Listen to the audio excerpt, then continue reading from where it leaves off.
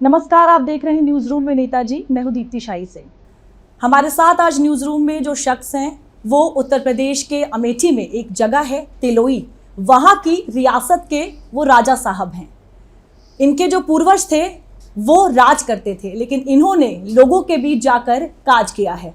1993 से अपना सियासी सफर शुरू किया, बीजेपी से टिकट मिला और विधानसभा चुनाव पहली बार इन्हें जीत हासिल हुई। उसके बाद 2002 में दूसरी बार विधायक बने। सियासी सफर चलता रहा, समय का जो पहिया है वो आगे बढ़ता रहा। जमीनी पकड़ बनाई, लोगों के बीच गए। हालांकि लोगों में कहीं ना कहीं ये एक सोच थी कि राजा साहब हैं, लोगों के बीच आकर कैसे काम करेंगे, लेकिन उस मिथक को भी तोड़ा और लोगों के बीच जाकर काम भी किया। और 2017 के विधानसभा चुनाव की अगर बात करें तो भारी मतों से इन्होंने जीत हासिल की, यानी चौथी बार विधायक बने।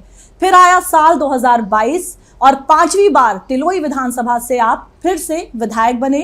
योगी 2.0 की बात करें तो योगी 2.0 में इन्हें मंत्री बनाया गया, राज्य मंत्री। हमारे साथ आज जो शख्सियत हैं वो अपने बेबाक अंदाज और बेबाक बयानों के लिए भी जाने जाते हैं। तो हमारे साथ आज न्यूज रूम में है उत्तर प्रदेश सरकार में राज्य मंत्री मयंकेश्वर शरण सिंह। नमस्कार सर, स्वागत है आपका न्यूज रूम में।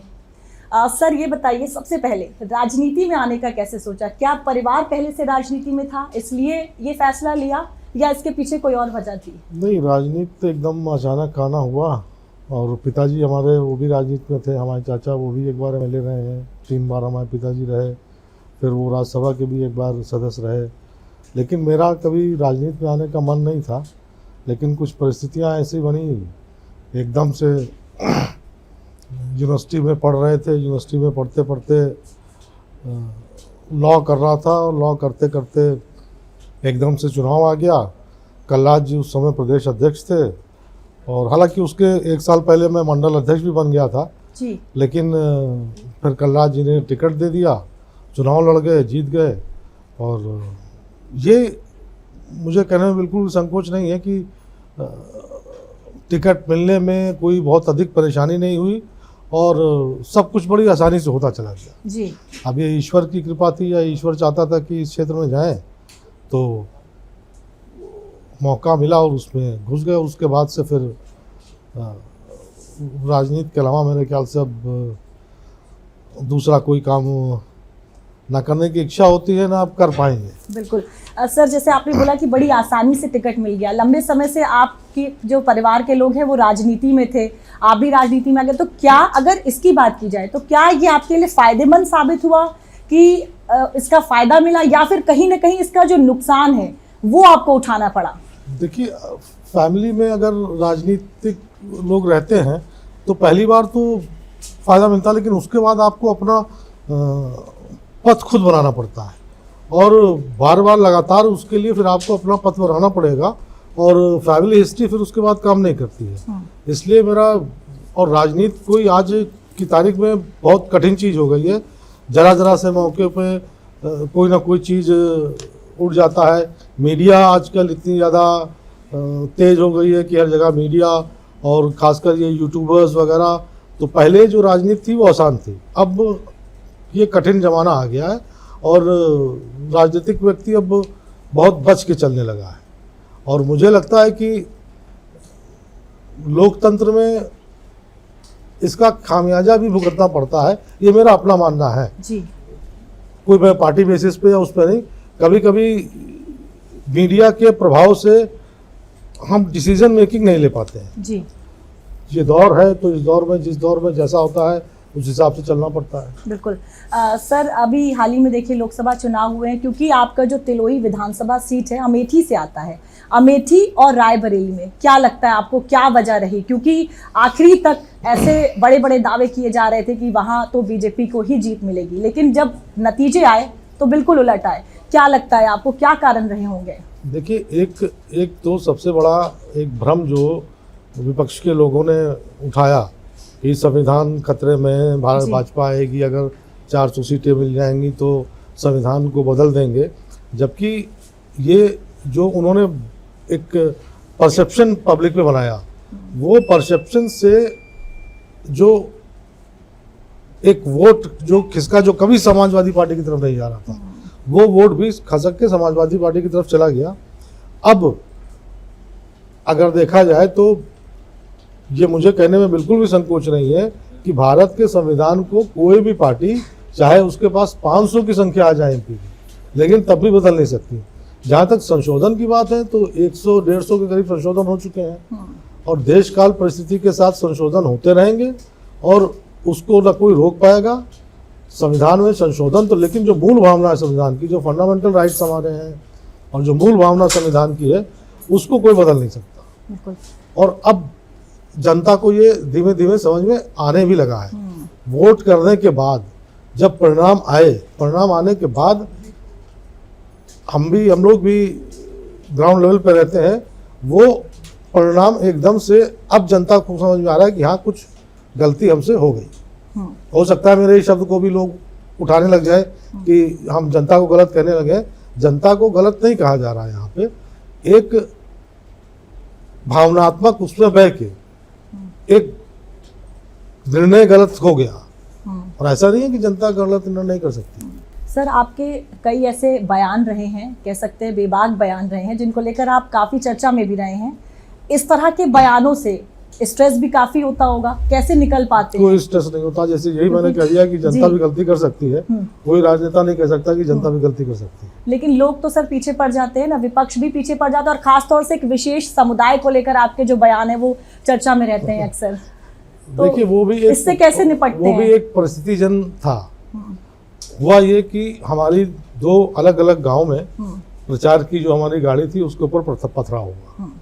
पथराव होने के बाद फिर ये शाम को हम लोग को पता चला, दूसरे दिन हम लोग उस गांव में गए और वहाँ पे जाने के बाद पदयात्रा की। पदयात्रा करने के बाद फिर एक गांव में मीटिंग थी, पब्लिक मीटिंग थी। वहाँ पर कुछ ऐसी परिस्थिति बन गई कि परिस्थिति में वो शब्द निकल आया।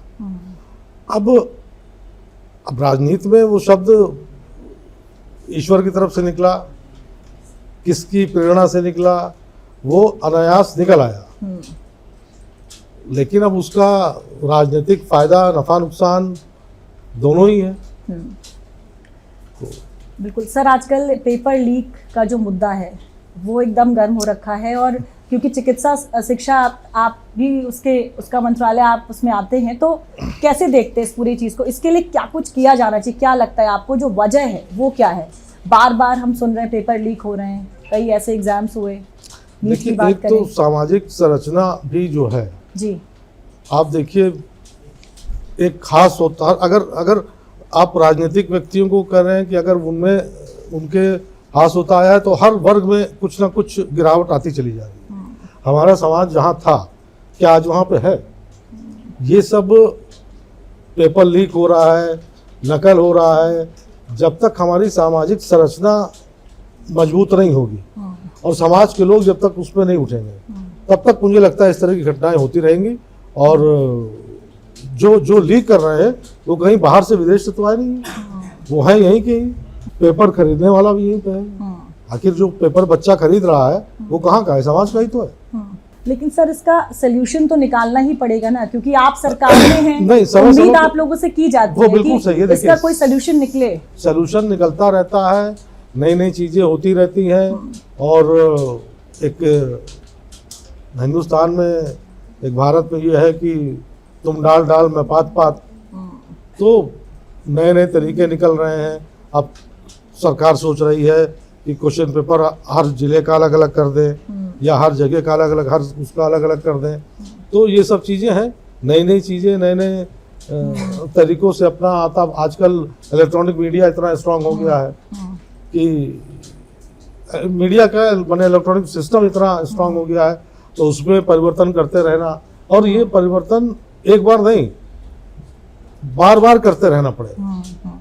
क्योंकि एक स्टाइल अगर आपने अपना ली तो जो पेपर लीक करने वाले हैं, एक तो इसमें देखिए पैसे का इन्वॉल्वमेंट बहुत ज़्यादा होता है, तो वो नया नया तरीका खोजते रहेंगे। तो हमको हर बार नया नया तरीका अपनाते रहना पड़ेगा। सर, अभी हाल ही में देखिए हाथरस भगदड़ कांड हुआ है और उसको लेकर तमाम तरह के सवाल जो है वो उठ रहे हैं। खासतौर से भोले बाबा का नाम कहीं पर भी नहीं आया। इसको लेकर आपका अपना क्या पक्ष है, आप क्या देखिए, सोचते हैं इस पूरे मामले को लेकर? इसमें मेरे ख्याल से अभी मुझे बहुत ज़्यादा बोलना नहीं है, जी। क्योंकि इसका जुडिशियल इंक्वायरी भी हो रही है जी। और हाई कोर्ट के एक रिटायर्ड जज इंक्वायरी कर रहे हैं। उनकी इंक्वायरी रिपोर्ट आ जाए तभी मुझे लगता है कुछ कहना। हाँ, हादसा बहुत ही गंभीर, बहुत ही चिंताजनक बात है। इस तरह के टाइम पर ये भी देखिए, एक तरह का जो भीड़ तंत्र है, मॉब जो इकट्ठा हो जाती है, और उसी में अगर किसी ने जरा सा भी कुछ कानाफूसी कर दी, भीड़ भागी। आपने देखा होगा कई मंदिरों में भी इस तरह के हादसे हो जाते हैं जगह जगह। अभी आपने देखा होगा जब हमारी इंडिया टीम जो है जीत के वापस लौटी और मुंबई में जिस तरह का सैलाब उमड़ा, बिल्कुल, क्या कोई पुलिस इसका इंतजाम कर सकती है? एकदम से आपने देखा होगा पूरे मुंबई में कम से कम 20 से 25 लाख आदमी सड़क पर आ गए और 1.5 किलोमीटर का सफर था स्टेडियम में जाने का। वो 1.5 किलोमीटर का सफर 4.5 घंटे लगे पूरी टीम। थोड़ा बहुत चुटपुट घटनाएं वहां पे हुई, लेकिन बस ईश्वर की कृपा रही कि वहां पे कोई बड़ा हादसा नहीं हुआ। लेकिन अब इस तरह के हादसे को रोका जाना चाहिए। और ये भी है कि प्राय जो जिन लोगों ने कार्यक्रम किया था उन्होंने 80,000 की भीड़ बताई, आ गई वहां पे 2.5 लाख भीड़। अब अगर शासन प्रशासन रोकने की कोशिश करता तो भी शासन प्रशासन के ऊपर तोहमत लगती कि आप क्यों रोक रहे हो, हम एक धार्मिक उसमें जा रहे हैं। तो देखिए, सरकार को तो दोनों पक्ष से ही आप हिला डुला सकते हैं। सर, अभी आपने बात की कि संविधान को लेकर जो लोगों के मन में गलत फहमियां थी वो धीरे धीरे अब दूर हो रही है, कोशिश भी की जा रही है। अभी कल देखिए बीजेपी की जो कार्य समिति उसकी बैठक भी हुई है 2027 को लेकर। किस तरह की रणनीति, क्या वो बातें हैं जो चुनौती के तौर पर देख रहे हैं आप लोग? देखिए, 2027 में एक तो उत्तर प्रदेश में खास तौर से, उत्तर प्रदेश में मुझे नहीं लगता कि जो इंडी गठबंधन है वो उस तरीके से लड़ पाएगा। अभी सबके अपने अपने दावे हैं, अपने अपने वो है। अभी देखिए सीट शेयरिंग में क्या होता है, कौन सी सीट किसको मिलेगी, और फिर बहुत ज़्यादा इंडी गठबंधन के हमारे ख्याल से समाजवादी पार्टी और कांग्रेस ही रह जाएंगे, बाकी सब अलग अलग लड़ेंगे। सर, आपका जो सियासी सफ़र है बेहद उतार चढ़ाव वाला भी रहा है, लंबा संघर्ष भी कह सकते हैं रहा है। परिवार को क्या वक्त दे पाते हैं आप? क्या इस तरह की कोई शिकायत कभी परिवार से रही हो, बच्चों की रही हो? आपके 2 बेटे हैं, क्या इस तरह का कोई ऐसा कह सकते हैं वाकया जब परिवार ने शिकायत की हो कि आप समय नहीं देते परिवार को? नहीं, अब ये ज़रूर है कि उतना नहीं दे पाते हैं, लेकिन थोड़ा बहुत तो दे ही लेते हैं, ऐसा नहीं है।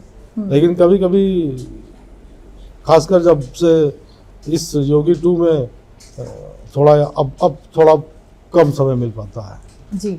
और सर, आपके 2 बेटे भी हैं, तो क्या बेटे भी राजनीति में ही आना चाहते हैं, या पापा ही उनके आइडल हैं, या फिर कहीं और कुछ और किसी क्षेत्र में जाकर काम करना चाहते हैं? वो एक ये भी बड़ा भारी प्रश्न है आजकल।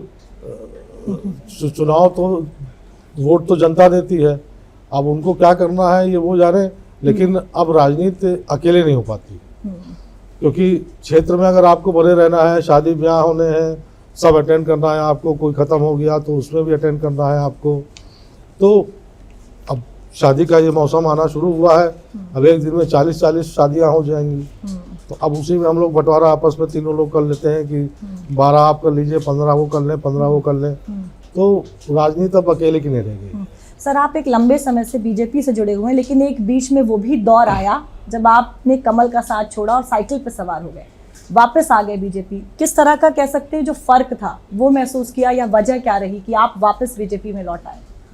देखिए, एक तो समाजवादी पार्टी में ये है कि एक तरीके से कह लीजिए कि केवल घर की पार्टी है, और भाजपा में आप कुछ कह नहीं सकते हैं कि कब कौन हमारा राष्ट्रीय अध्यक्ष हो जाए, कब कौन हमारा प्रदेश अध्यक्ष हो जाए। वहाँ लगभग सब चीज़ तय रहता है। और हालांकि बहुत ज़्यादा, क्योंकि 10 साल उनके साथ रहे तो बहुत ज़्यादा आलोचना नहीं, लेकिन मेरा सुझाव खासकर अखिलेश जी को है कि अब थोड़ा परिपक्वता लाए अपने अंदर। वो एक बार मुख्यमंत्री रह चुके हैं, नेता प्रतिपक्ष हैं, रह चुके हैं, और अब लोकसभा में है। तो थोड़ा मुझको थोड़ा सा खराब लगता है, भाषा जो है वो थोड़ी सी सहमत राजनीतिक व्यक्तियों की होनी चाहिए, चाहे हमारा प्रबल विरोधी भी क्यों ना हो। लेकिन भाषा का संयम, उम्र में मुझसे छोटे हैं, पद में मुझसे बड़े हैं, मुख्यमंत्री रह चुके हैं, तो लेकिन फिर भी, और चाहे हमारे नेता प्रतिपक्ष, देश के नेता प्रतिपक्ष हो राहुल जी, उनकी भाषा भी थोड़ी मुझे असहमत, मैं थोड़ा सा संयम उनको, खासकर प्रधानमंत्री को लेके जब वो बोलते हैं तो इस तरीके से बोलते हैं जैसे प्रधानमंत्री ना हुए वो कोई एक, तो वो थोड़ा सा खराब लगता है। बिल्कुल। सर, यहाँ न्यूज़ रूम में हमारे कुछ सहयोगी हैं जो आपसे सवाल पूछना चाहते हैं। सर, मेरा सवाल ये है कि सर अभी हाल में उपचुनाव होने वाले हैं, तो सर जैसे कि भाजपा अपने पुराने रवैये को अपनाते हुए उन्होंने कहा कि हम फ्रंट फुट पे ही खेलेंगे, बैक फुट पे आके नहीं खेलेंगे, तो सर आप इसको किस तरह देख रहे हैं? सर देखिए, ये सही है कि इस चुनाव में सीटें हम लोगों को उत्तर प्रदेश से कम मिली है, और कम मिलने का मतलब ये थोड़ा है कि हम फ्रंट फुट पर खेलना छोड़ दें। जो आक्रामक बल्लेबाज होता है वो हमेशा फ्रंट फुट पर ही खेलता है। श्रीकांत, कृष्णाचार्य श्रीकांत थे, वो जब बैक फुट पर जाते थे तो आउट जाते थे, हमेशा फ्रंट फुट पर खेला उन्होंने। और ज़्यादातर में आप वनडे में देखें तो वनडे में बिल्कुल एकदम वो उस समय अपने समय के टॉप बैट्समैन थे। तो मुझे नहीं लगता कि एक जो थोड़ी बहुत गड़बड़ियाँ हुई उनकी वजह से हम फ्रंट फुट पर खेलना छोड़ दें। और 10 सीटों पे उपचुनाव होना है, 5 सीटें हमारी हैं, 5 सीटें समाजवादी पार्टी की थी। तो अभी तो यही देखना है कि जो समाजवादी पार्टी की 5 सीटें थी उनमें से समाजवादी कितना लड़ती है, कांग्रेस कितना लड़ती है। अभी तो सरपुटोमल थोड़ा उसमें भी होगा।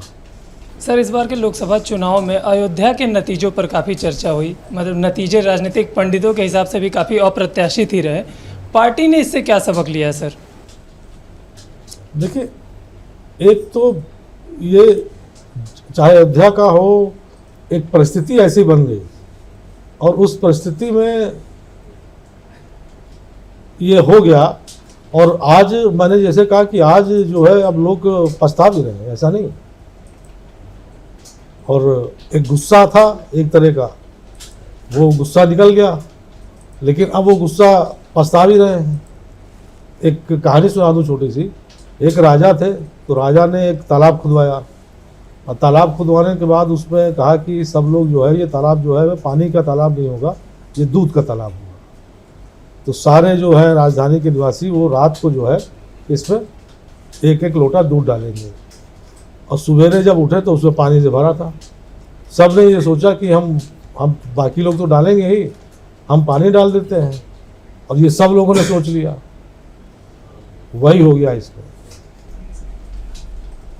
सर, आपने कहा आज का दौर राजनीति दौर बदलता हुआ दौर है, आज की दौर की राजनीति कठिन है। सर, युवाओं के लिए आप लोग क्या करना चाहते हैं कि युवा राजनीति में सक्रिय रहें? मेरा सुझाव है, देखिए, बाकी मैं इस समय एक तो पार्टी लेवल से ऊपर मैं अपना व्यक्तिगत सुझाव दे रहा हूँ। मेरा युवाओं के लिए सुझाव है कि ज़्यादा सरकारी नौकरी के लिए पीछे ना भागें। प्राइवेट में बहुत सारी नौकरियां हैं, खुद एंटरप्रेन्योर बने। आज इस ज़माने में सरकार की आप जितनी भी योजनाएं, चाहे केंद्र की हो चाहे राज्य की सरकार की हो, उन सब में वो हर नौजवान को आगे बढ़ाने के लिए प्रेरित कर रहे हैं। मुद्रा लोन के जरिए लाखों करोड़ों का लोन दिया जा रहा है। हम नौकरी के बारे में सोचे क्यों? हम खुद अपना छोटा मोटा बिजनेस क्यों नहीं करते? एक मुझे समझ, देखिए, मैं बड़ी आपको सिंपल सी बात बताऊं, कितना आदमी उत्तर प्रदेश का, बिहार का, मिडिल ईस्ट में नौकरी करता है, वहां करता क्या है? जो काम वहां करता है वो काम यहां नहीं करेगा। काम वही है, होटल में वहां जाके वेटर बन जाता है, वहां जाके सड़कें साफ करता है, वो काम यहां नहीं करेगा। अब ये मेरी समझ में नहीं आता है। या तो एक तरीके से कह लीजिए, कहते हैं हम लोग कि कोई काम छोटा नहीं है, लेकिन वही काम यहाँ करने में शर्म आती है, और वहाँ जाके दुबई में कर रहे हैं वही काम। तो हमको अपनी सोच भी बदलनी चाहिए। कि मेरा नौजवानों से ये आग्रह है, हाथ जोड़कर आग्रह है, कि हम लोग कोई भी काम छोटा ना समझे और खुद अपना काम आगे बढ़ाने के लिए सोचे, नौकरी के पीछे केवल ना भागे। सर, प्रदेश में बाढ़ की समस्या को देखते हुए आपके मंत्रालय ने क्या क्या तैयारियां या क्या क्या सुविधाएं उपलब्ध कराई हैं?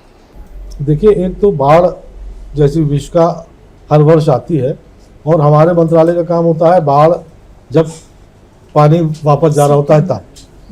अब बहुत तरह के संक्रामक रोग जो है इससे उत्पन्न होते हैं, उन सब पे दवाओं को छिड़काव, गांव-गांव, शहर-शहर, गांव, इन दवाओं का छिड़काव, ये महीना पूरा संक्रामक रोग को भगाने के लिए दस्तक अभियान हम लोग चलाते हैं, घर घर जाते हैं, घर घर सबको कहते हैं कि भैया घर के अंदर किसी भी तरह का पानी चाहे गंदा हो चाहे साफ।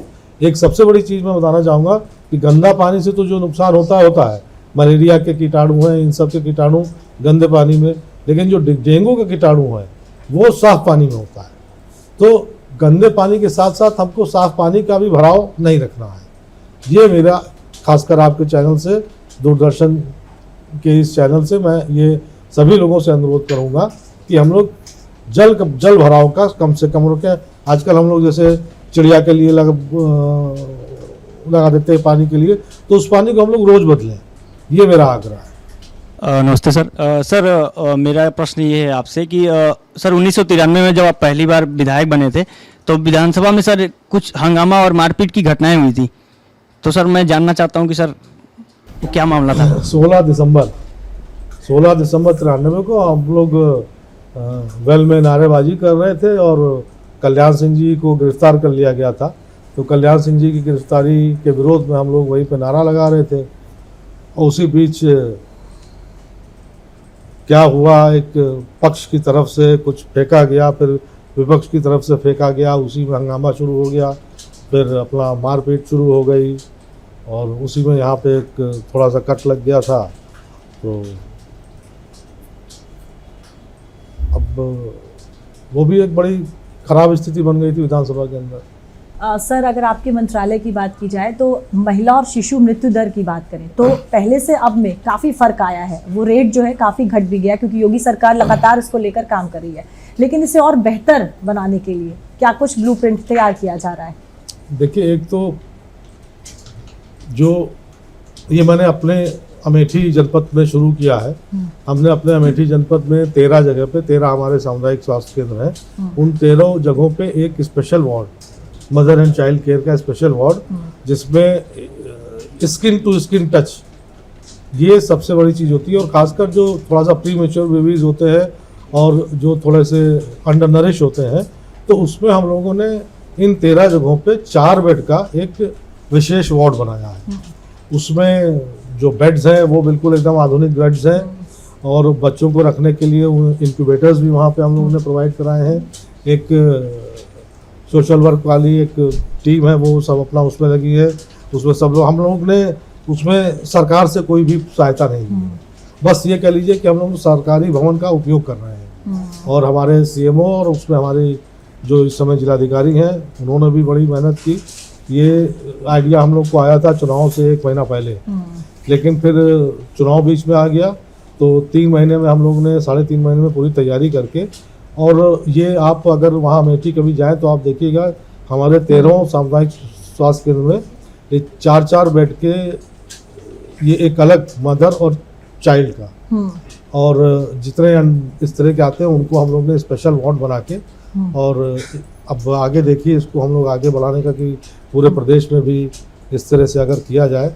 बल्कि रायबरेली के सीएमओ को भी हम लोग जो समय बुलाया था, तो रायबरेली के सीएमओ भी इसको शुरू करने जा रहे हैं।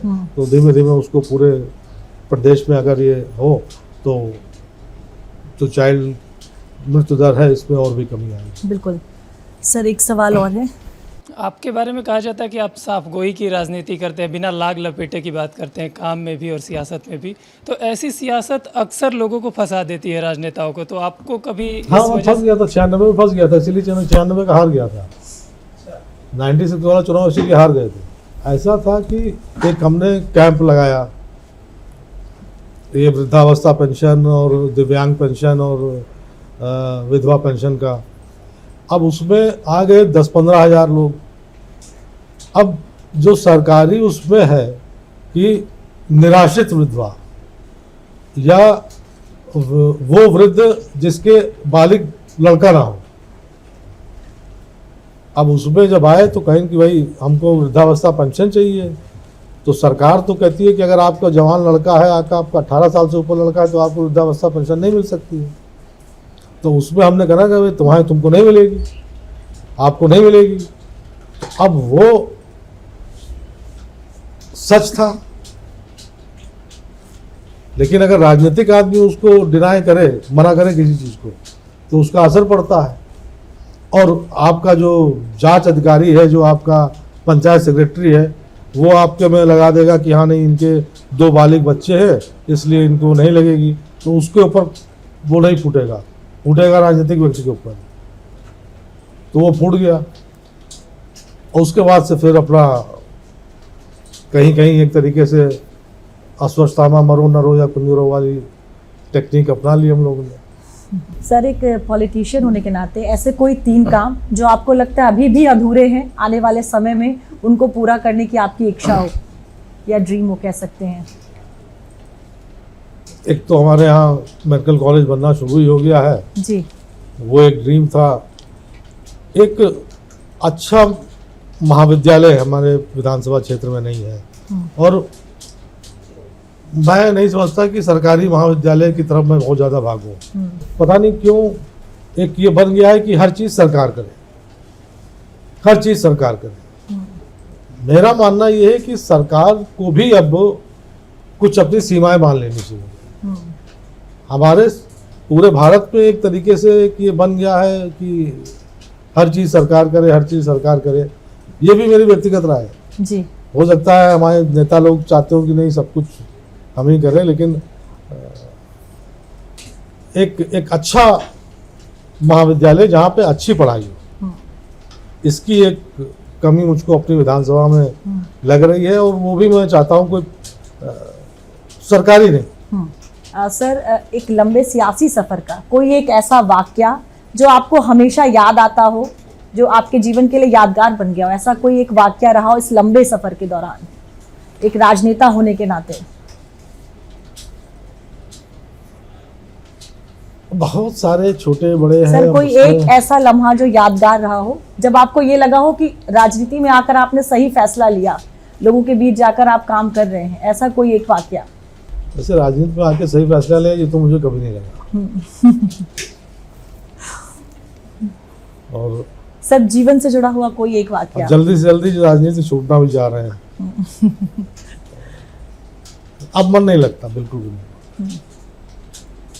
अब बड़ी ओछी राजनीति हो गई है, बहुत ज़्यादा। सर, खुद को स्ट्रेस फ्री कैसे रखते हैं? कुछ हॉबीज या कुछ गाने सुनना, किताबें पढ़ना, किस तरह से खुद को ये अपना एंटरटेनमेंट करते हैं सर?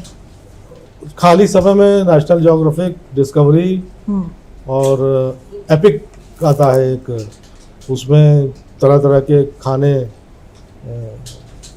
का वो रहता है, एक राजा रसोई करके उसमें आता है, और बहुत सारे तरह तरह के पूरे खानों का भी एक वो रहता है।